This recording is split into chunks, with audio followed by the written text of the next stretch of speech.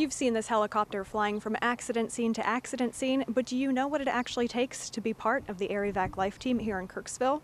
I recently had the thrilling opportunity to spend an afternoon with Air Evac to see all of the hard work and preparation that goes into being a member of this local air ambulance service. Tony Davidson, a baseline pilot, says Air Evac was first created by a group of local citizens to provide air medical transport to communities in Missouri's Ozark region. Air Evac was originated in 1985 with one single helicopter dedicated to providing EMS service to underserved areas. Now, Air Evac has grown to be the largest independently owned and operated membership-supported air ambulance service in the U.S., and it operates more than 100 bases across 15 states.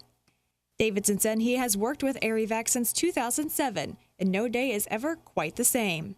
He says that even though you never know what the day will bring task-wise, the needed preps for the aircraft are always similar and done frequently, and of course, the weather, which determines when the chopper can and cannot fly, is always watched closely. You have an idea of what your weather's going to be like when you get there at the beginning of your day. You get your equipment ready, put it in the aircraft, pre-flight your aircraft, do all the basics checks that are required, your pre-flight, and make sure that you submitted your crew lineup, and you're ready to start your day and brief your crew.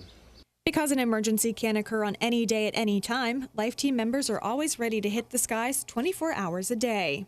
Typically the crews do 12 or 24-hour shifts. The pilots do 12-hour shifts.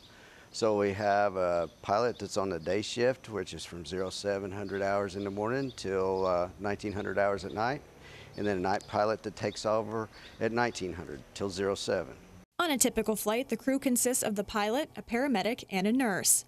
Eric Byrne is a paramedic with Air Evac. He says those who care for patients in flight are often presented with unique challenges. Providing care to the critical patients. I come from a ground service and doing a lot of the same stuff, just making it happen in the air and working with less space than what you do on the ground. I had the chance to jump in the chopper and take flight with some of the crew, and I can say that yes, the space is in fact very limited.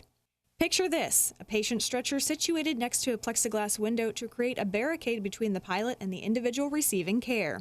What's left is a small amount of space for the paramedic and nurse to help the patient with necessities such as oxygen or an AED, which are stored strategically throughout the aircraft. Although I only spent the afternoon with Air Evac, one thing was very evident. Members don't take the term team lightly. Davidson says if one crew member doesn't feel comfortable with a certain situation or flight scenario, fellow teammates will understand, no questions asked. He says that thanks to all of the long hours spent together, team members have grown into more than just co-workers. They are a family that knows how to have fun, but can revert quickly back to being serious when an emergency situation occurs. My favorite part of this job is just being able to work with such a professional group of individuals that are dedicated to patient care and safety.